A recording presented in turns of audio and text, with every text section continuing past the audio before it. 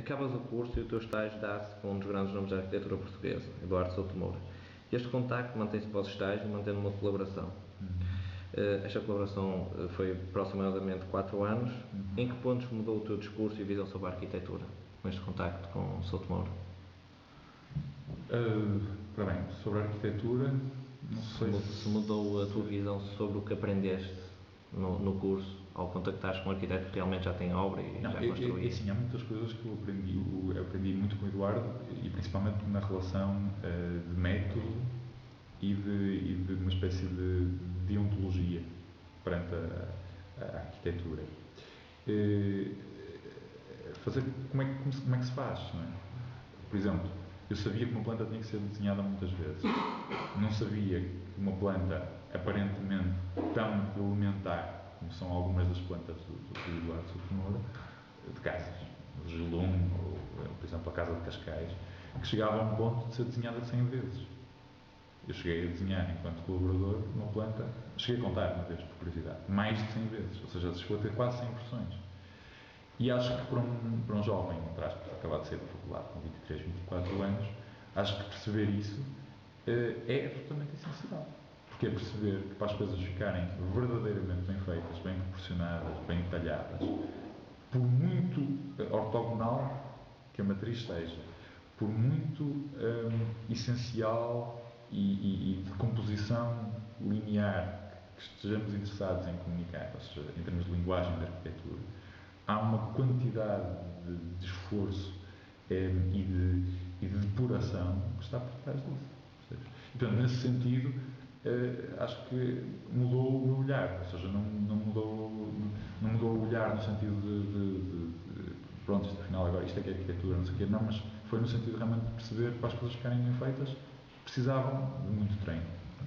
Nós, quando estudamos, fazemos 2 ou 3 vezes a mesma planta, não é? Apuramos e não temos noção que se calhar num ateliê uma planta e um projeto, então nem se fala, deve mudar, deve ter mutações. E a quantidade de maquetes que tu fazes, e estamos a falar partindo do pressuposto que o conceito está consolidado, ou seja, que é aquela matriz, que é aquela base de partida, não é?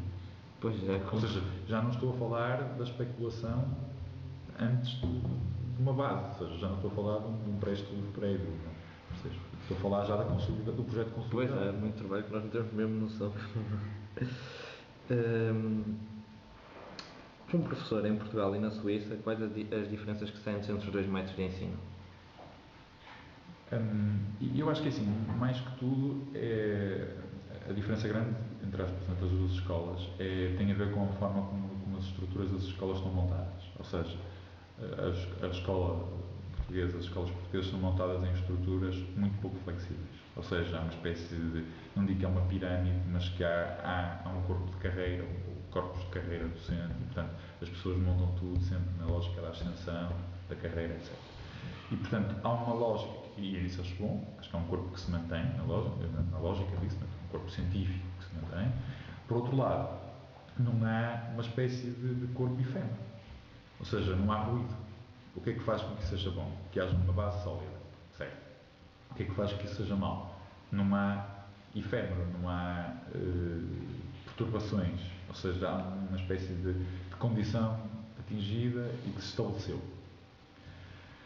A Suíça tem essa desvantagem e essa vantagem, ou seja, há um corpo muito menos permanente, um corpo muito menor, e há um corpo efêmero que está sempre a entrar todos os anos, ou seja, acaba por ser mais elástica, mais flexível, que respira, há mais ar a entrar, há mais contaminação, não é normal, e portanto isso automaticamente gera alguns mecanismos de disponibilidade, ou seja, uma pessoa chega lá, quer se goste, quer não, e claramente vêem-se várias cabeças dentro da escola, ou seja, vê-se que há o arquiteto que faz de uma forma clássica e um mais conceptual, e outro mais que trabalha com algoritmos e com tecnologias digitais, e outro que faz de uma forma mais experimental na base. Portanto, há uma enorme diversidade dentro daquele contexto. E, como é evidente, os alunos também, acho que tem um leque maior. Nós somos muito focalizados para uma lógica, exatamente. Após os 3 anos a colaborar com o Souto Moura, dás um salto gigante e colaboras com 2 ícones da arquitetura atual, Herzog e Mauron. Como se deu este contacto e como sentiste aos 26 anos estar entre um dos 5 ou 6 maiores ateliês da atualidade? Olha, que tinha um bocadinho do que estávamos a falar no início, tem a ver com as histórias, não é? E a história de Herzog foi uma história engraçada, exatamente porque na altura do meu curso eu sentia que havia muita falta de discurso contemporâneo. Houve um ano em que saiu, eu tive um professor que estava sempre atento a estas coisas do que é que se faz fora, etc., que era o Carlos Machado, e houve um ano que disse, vocês estejam atentos, saiu agora uma revista do Herzog e do Morron, acho que foi sentido. E nesse ano, meus pais, prenda de Natal, portanto, foi em 93, Natal de 93, deram uma croquis do Herzog. E eu achei que era uma abordagem conceitual dentro da mesma lógica da Escola do Porto, mas era uma abordagem conceitual. Ou seja, punha em causa, a partir de bases comuns, extrapolava para resultados diferentes. E interessava-me isso. Pronto. Até porque uma pessoa, acho que se revê rapidamente nisso, não é? Quando se diz, se eu tenho uma base que é comum, ótimo. Se a minha base não me chega, então uma pessoa tem que partir para outros sítios. Portanto, quando se vê que alguns já fizeram esse caminho, uma pessoa fica logo com o olho lá, não é? E, portanto, automaticamente interessou-me essa croquis, foi motivador. E depois, como havia falta dessa contemporaneidade, eu fazia parte da Associação de Estudantes, e a Associação de Estudantes, era um dos responsáveis do Departamento Cultural e Recreativo, e decidimos fazer no ano a seguir um ciclo de conferências em que convidamos os jovens. E foi bestial, foi muito bem, foi muito interessante, ele veio ao Porto, uma conferência na Casa das Artes, e fez o primeiro contacto. Mais tarde, decidi fazer um segundo ciclo maior, um ciclo internacional, em que veio o Frank Gehry, o Olof, o Toy, etc. E mais uma vez convidamos o Jacques Herzog. E nessa vez já foi uma conferência na Faculdade de Arquitetura, e nessa vez, numa conversa completamente informal com ele à beira-mar, ele perguntava-me o que é que eu estava interessado, o que é que fazia, como fazia, não sei o quê. Na altura eu estava a trabalhar com o Eduardo, e expliquei-lhe que eu estava muito interessado em imagens, a colecionar imagens de tipologias, que estava interessado em algumas peças de caráter industrial, torres, antigos pavilhões, etc. E começamos a conversar sobre isso, inventariar tipologias e não sei o quê. E depois saiu daí o convite, ou seja, ele perguntou de uma forma muito natural: olha, e tu já te passou alguma vez pela cabeça de poderes fazer um estágio fora, trabalhares fora, não sei o quê? Eu disse, estágio já não faço, já acabou. Portanto, agora só a trabalhar. E ele, então, não queres aceitar um convite para vir trabalhar connosco? Com alguma dificuldade minha, porque resisti. Acabei por aceitar. Também não devia ser fácil deixar a Souto Moura, não é? Não é, porque lá está, porque também nós somos muito portugueses e quando estamos presos a uma coisa e gostamos e nos é útil e é extremamente enriquecedora, uma pessoa não quer mudar, não é? Portanto, automaticamente foi difícil por esse sentido, é mudar de país, etc.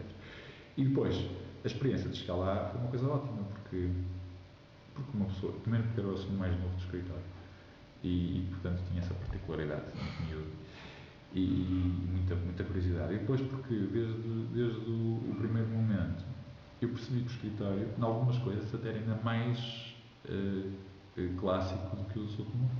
Por exemplo, desenhava-se menos a computador lá, ou seja, trabalhava-se muito mais à mão, fazia-se muito mais desenho a regras quase do que a computador. E portanto havia um lado, e fazia-se muito mais maquetes. Ou seja, havia aquele caráter quase parecido que tínhamos voltado à escola, não é? E já no ateliê do Eduardo se faziam muitas maquetes, não é? Mas lá de repente, para uma coisa pequenina, faziam-se 10. E portanto tu reveste um bocadinho a voltar a um bocadinho passar. Quer dizer, tu vês que vais dar um passo à frente e aparentemente parece que vais fazer Mas na arquitetura é muito assim, uma pessoa dá 10 passos à frente, depois tem quase que dar 20 atrás, mas já é com alguma fundamentação, depois de formular tudo. Claro. A arquitetura vive muito disto. Eu falo por experiência própria, não é? Em projetos as pessoas estão sempre a dizer, não, recua. Eu sou. Ok, fiquei chateado, mas depois chego ao fim e diz, realmente foi bom ter recuado. Portanto, acabou por ser uma experiência interessantíssima e acho que foi muito bom.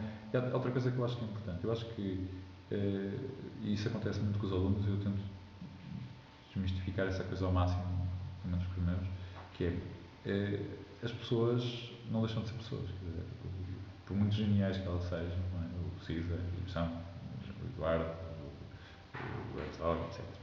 Não deixam de ser pessoas e não deixam de ter um lado absolutamente natural, espontâneo, motivador, às vezes com dúvidas. E eu acho que se nós todos percebermos isso, é mais fácil a todos. Eu acho que talvez pelas conferências que comecei a organizar ainda aluno com 21, 22 anos, rapidamente fiquei conhecendo uma série dessas figuras, tipo o Gay, o Toylito, o Monet, etc. E tu realmente depois te sentes muito à vontade, percebes que não há propriamente, percebes, acho que há muitos que se gostam de colocar numa espécie de pódio, mas a maior parte deles não gosta e portanto não precisa disso e portanto automaticamente nós é que os ficamos por pôr num pedestal que eles nem requisitam para